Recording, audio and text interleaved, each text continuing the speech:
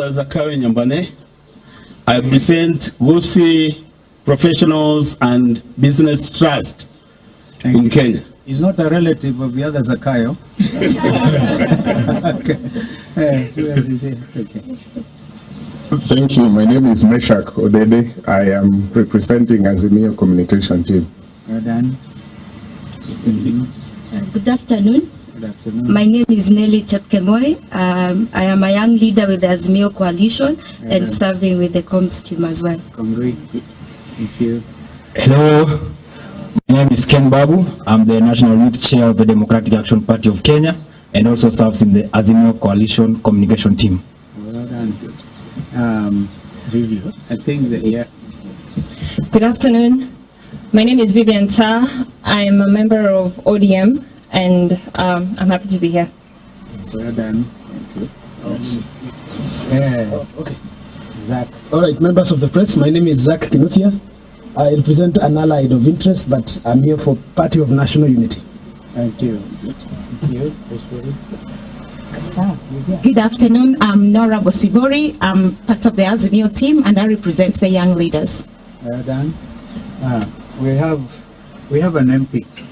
Hey, you're not standing very tall today. Irene Kasalu, MP Kitui County. Thank you. Governor, maybe now we can, I think he's good.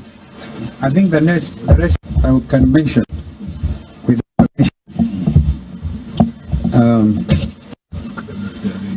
are you guys ready?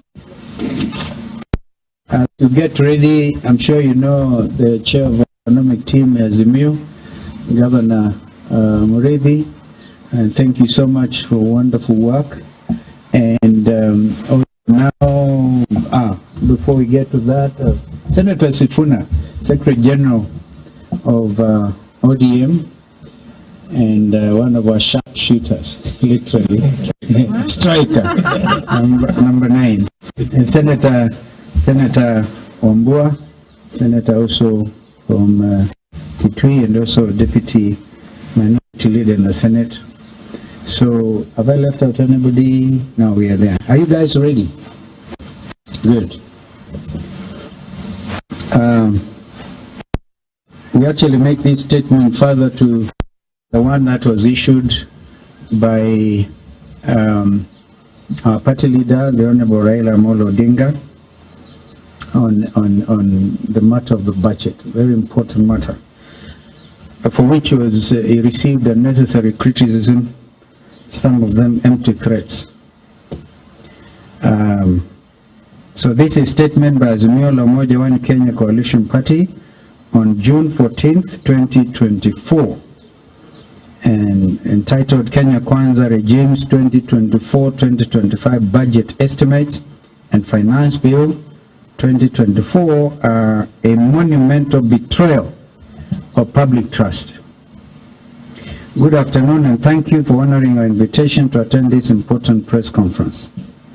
The Azimio La Umoja One Kenya Coalition Party convened to discuss the budget estimates 2024-2025 and the Finance Bill 2024, assessing the nation's overall condition and the impact of the Kenya Kwanza regime. We now wish to make the following announcement to the Kenyan public regarding our position on the two matters. On the number 1 item, budget estimates 2024-2025, in February, we informed the Kenyans that the Kenya Kwanza's economic proposals, policies and plans were unsound, unrealistic, and unrectifiable.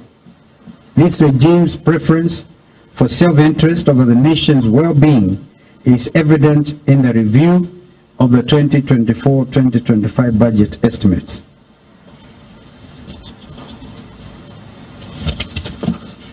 Indeed, the regime, with a contemptuous attitude towards the common Kenyan, has revealed its deep betrayal of the hustlers it claims to serve. The budgetary allocations do not promote economic growth, but betray Kenyans. This regime has concealed its true goals of maintaining an oppressive and equal system benefiting a select few elites under the illusion of progress. Kenya Kwanza's prioritization of selective shareholder financing or financial gain over the needs of Kenyan citizens is a shameful decision given the country's high living expenses, high poverty and unemployment. Indeed, the regime's continued allocations to state departments and agencies that duplicate county functions exemplify a lack of concern for Kenyans' well-being. The budgetary process lacks transparency and accountability, indicating a government operating with impunity and disregard for consequences. Indeed, from the CSAs, PSAs to the chair of the House Budget Committee and the printed budget books, all have who or what should Kenyans believe. This is a continuation of KK's culture of duplicity and lies, to the point they have forgotten what lie they told Kenyans yesterday.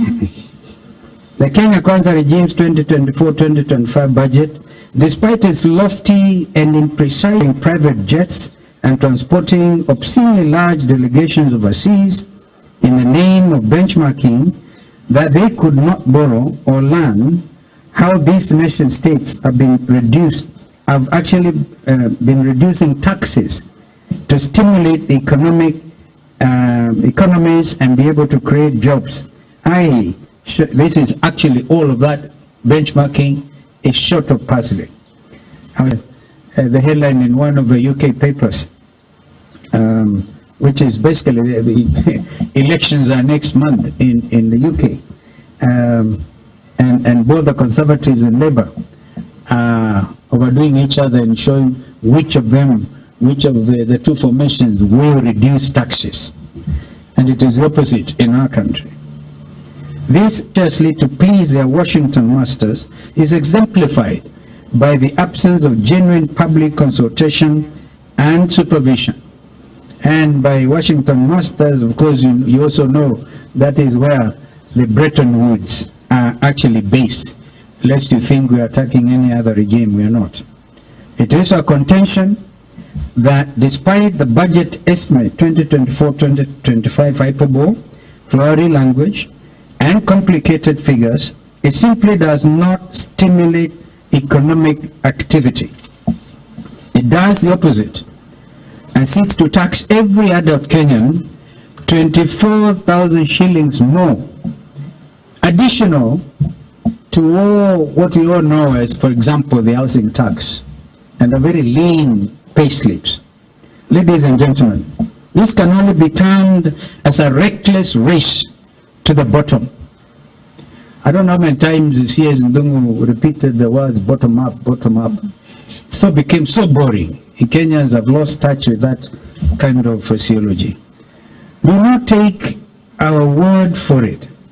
These are some of the examples of increased expenditure. Number one, Office of the Executive President, 1.2 billion shillings.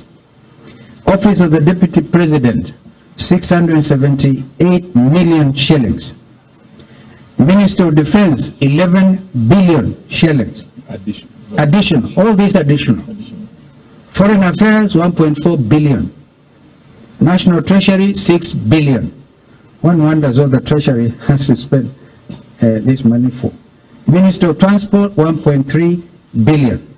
Minister of Cooperatives, 2 billion. This is a 23.6 billion increase in recurrent expenditure. This is a budgeted corruption in the name of tea, mandazi, and flowers. This is not development, but sheer eating. It's their time to eat, so they believe.